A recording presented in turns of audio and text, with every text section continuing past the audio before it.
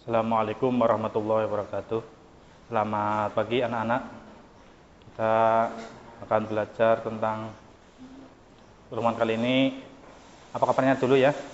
Apa kabarnya anak-anak? Semoga kita dalam lindungan Allah Subhanahu wa taala. Di sini Bapak akan belajar tentang cerita fantasi, melanjutkan bab 2 ya. Kalian pasti sudah pernah dengar itu cerita fantasi itu apa? Mungkin di televisi, baik media sosial maupun di buku, mana aja kalian pasti sudah kenal. Di sini cerita fantasi merupakan salah satu genre cerita yang sangat penting untuk melatih kreativitas siswa. Berfantasi yang aktif bisa mengasah kreativitas. Nah, di sini kamu bisa menjadi penulis hebat. Yang pernah kalian baca, sering kita lihat di tayangan televisi adalah cerita Harry Potter. Ya. Cerita Harry Potter itu termasuk cerita fantasi yang sangat terkenal. Ya, di Indonesia kita memiliki penulis yang juga hebat, yaitu cerita fantasi. Di situ adalah Ugi Astono atau Joko Lenono yang sering di Indonesia. Nah, di dalam cerita fantasi itu dibagi menjadi dua. Ada cerita fantasi aktif dan cerita fantasi pasif. Apa itu cerita fantasi aktif? Nah, cerita fantasi aktif di situ cerita fantasi yang dikendalikan oleh pikiran dan kemauan. Contohnya di situ seorang perancang, pelukis dan penulis. Sedangkan cerita fantasi pasif yaitu cerita fantasi yang dikendalikan ya. Di situ jadi seolah-olah orang berfantasi hanya pasif sebagai wadah tanggapan. Contohnya kalian sedang melamun ya. Cerita fantasi yang tidak mungkin merupakan antara contoh yaitu bahkan dilebih-lebihkan, atau jika kita pernah di dunia nyata, kalian pastinya sering bercerita, apalagi kalau kalian bertemu teman, kalau kalian melihat tayangan televisi di media massa, media cetak atau elektronik, kalian contoh televisi, kalian cerita tentang contohnya Harry Potter itu, kalian bisa menceritakan dari awal sampai akhir, yaitu namanya cerita fantasi. Untuk cerita fantasi itu dicontohkan ada cerita fantasi cerita fantasi 1 di situ cerita fantasi kekuatan ekor biru Nagata, dan cerita fantasi anak rembulan yang sering kalian baca mungkin seperti itu. Di dalam cerita fantasi itu memiliki cirinya apa saja di situ ya. Di situ ciri umumnya yang pertama ide, menggunakan berbagai latar, tokoh unik, bersifat fiktif dan bahasa.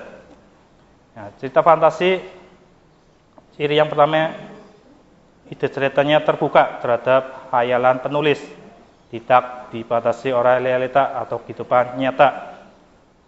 Di situ kalian bisa bercerita secara aktif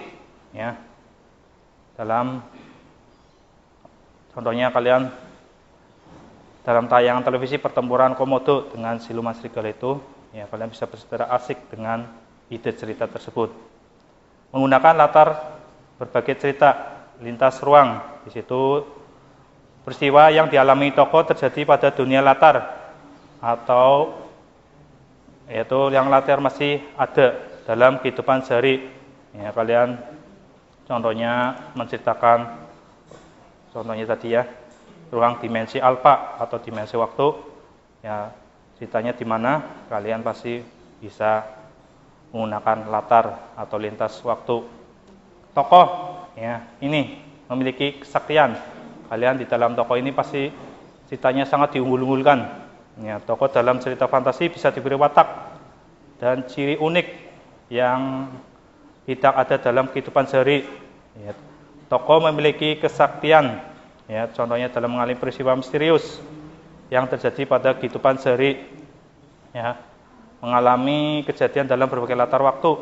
Tokoh dapat pula pada setting, ya, atau tempat pada zamannya, pada waktunya, atau yang akan datang. Nah, ini tokoh. Sedangkan bersifat fiktif, ya, cerita bersifat fiktif di situ bukan kejadian nyata. Cerita ini bisa dipahami oleh latar nyata, objek atau kehidupan nyata. Ya, diberi fantasi, misalnya latar cerita, objek cerita, ya, di situ adalah oleh cerita Ugi Agustono, ya, diilhami oleh hasil observasi penulis terhadap Komodo, ya, atau di Pulau Komodo. Tuh. Tokoh dan latar difantasikan sebagai observasi objek tempat nyata, itu memberi fantasi pada fakta. Contohnya ini adalah Joko Lelono yang asli kota Wilinge, Blitar, ya, pada zaman Belanda itu terdapat di Gunung Gelut. Nah, itu ada ceritanya. Nah, itu ada, nanti dibaca. Bahasa, ya, bahasa di sini penggunaan sinonim, ya, emosi, kekuatan variasi cukup menonjol. Bahasa yang digunakan variatif, ekspresi, ya, menggunakan ragam percakapan, bukan bahasa formal, ya, supaya anak-anak bisa memahaminya, enggak memakai bahasa yang selalu baku. Nah, ini, ya, cerita fantasi sendiri tadi belum ya, ada yang tahu ya cerita fantasi sendiri? Tadi belum ada yang ditanyakan. Kalau cerita fantasi sendiri itu cerita salah satu jenis narasi yang merupakan cerita fiktif yang berisi penggambaran kejadian atau peristiwa. Ini. Ada yang mau ditanyakan? Enggak ada ya.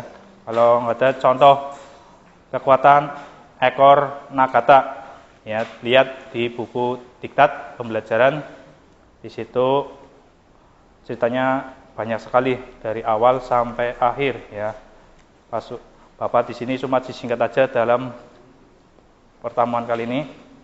Ya, di situ seluruh pasukan Nagata sudah siap hari itu. Nagata membagi tugas kepada seluruh panglima pasukan di titik-titik yang sudah ditentukan. Seluruh binatang di tanah Komodo tampak gagah. Ini di dalam hati mempertahankan milik mereka. Harinya sudah besar, tanah Komodo terukir seluruh binatang. Ya, mereka akan berjuang hingga titik darah penghabisan untuk membela tanah air tercinta. Nih, ini contoh kekuatan ekor naga biru yang kalian bisa baca selanjutnya. Ya, sampai ceritanya selesai pertempuran, Nagata segera menuju ke atas bukit, ya, tergabung dengan seluruh panglima Levo, Goros, Salamina, Siska, dan Moro memandang Nagata dengan haru dan tersenyum mengisyaratkan hormat dan bahagia. Ini cerita Nagata. Paswa cuma sepintas karena